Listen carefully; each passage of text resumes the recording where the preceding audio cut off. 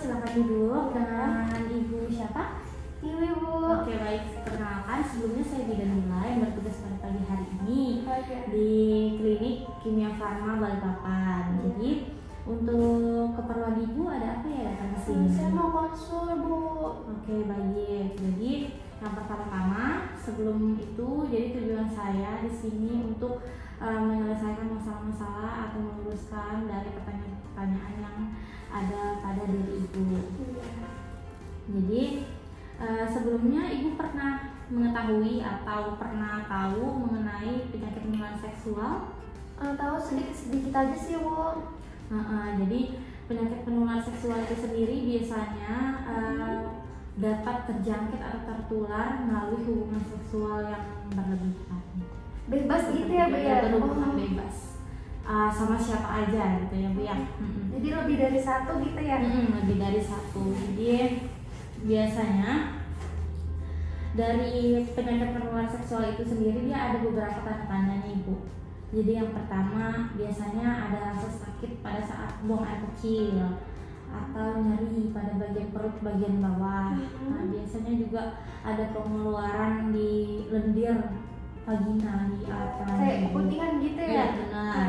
Kemudian ada, tapi keputihannya itu yang nggak normal, kayak misalnya biasanya putih, nah dia itu berbusa, warnanya tidak putih, kemudian muncul bintil-bintil yang berisi cairan di alat kelamin, kemudian nanti ada keputihan tapi bergumpal seperti bedak gitu.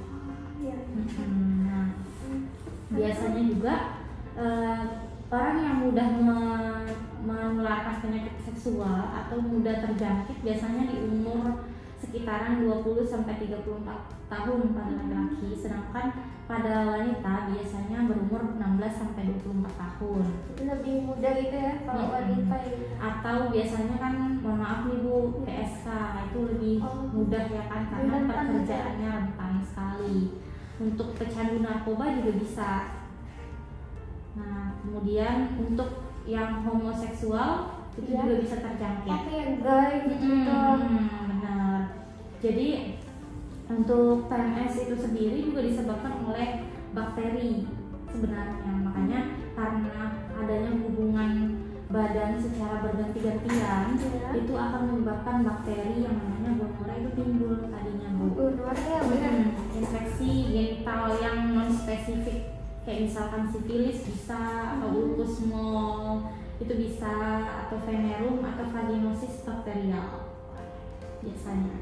Nah, selain itu juga ada juga penyakit menular seksual yang disebabkan oleh virus. Contohnya? Nah, contohnya itu tadi seperti herpes genitalis atau kondiloma acuminata. Kemudian yang biasa familiar didengar HIV/AIDS. Nah, itu juga menularnya dari virus ya. Hepatitis B, kemudian ada vaginosis bakterial. Nah, selain itu ada juga PMS yang ditularkan oleh jamur. Itu macam-macam sih. Jadi contohnya candidiasis seperti keputihan yang gatal. Gatal itu dari jamur ya? Terus kemudian ada juga disebabkan oleh protozoa. Itu kayak parasit gitu ya, Bu ya. Jadi dia ada beberapa. Jadi contohnya seperti trichomoniasis, kemudian pediculosis pubis atau scabies. Nah, terkait itu PMS juga ada tingkat-tingkatnya ya, Bu, stadiumnya. Jadi yang pertama ada stadium 1. Stadium 1 itu contohnya kayak erosi. Yang pertama semula hanya menjadi erosi, kemudian menjadi ulkus tumbung. Selanjutnya untuk yang stadium kedua, tingkat 2, nah itu dapat berupa seperti rosella, kondiloma lata, kemudian bentuk seperti kayak varicella, kemudian bentuk plak mukosa atau alopecia. Nah, selain itu untuk PMS stadium 3, untuk stadium 3-nya bersifat destruktif atau berupa kayak seperti guma yaitu di kulit. Nah, kemudian atau di alat-alat kelamin pria atau wanita ya, itu dia seperti kayak bintik-bintik, sudah mulai kompleks dari stadium 1 ke stadium 2 ya. Kemudian untuk pencegahan penyakit menular seksualnya itu ada beberapa ragam. Yang pertama khususnya tidak berganti-ganti pasangan pada saat berhubungan seksual. Kemudian vaksin ada 2 nih, ada hepatitis sama IPV. Oh iya. Itu boleh dilakukan di mana aja, di klinik bisa. Di klinik sini bisa ya, Bu ya? Bisa. Oh, bisa. Kemudian pastinya pada saat berhubungan untuk mencegah penyakit menular seksual boleh digunakan kondom untuk pria. Kemudian tidak melakukan hubungan seksual sama orang lain selain satu orang, yaitu istri atau suami. Kemudian misalkan kalau ibu atau suami ada tanda-tanda seperti itu, boleh dikonsultasikan sama tenaga kesehatan ya.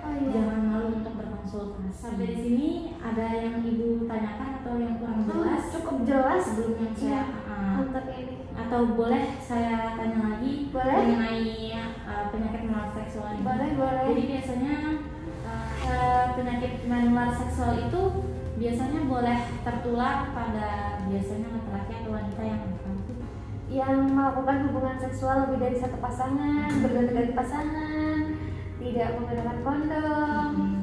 Ya gitu ya. Jadi untuk mencegahnya itu sendiri gimana?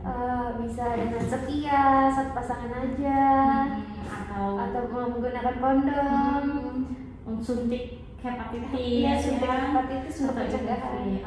Jadi kalau misalkan terdapat tanda-tanda seperti yang disebutkan, bisa langsung konsultasi ke tenaga kesehatannya.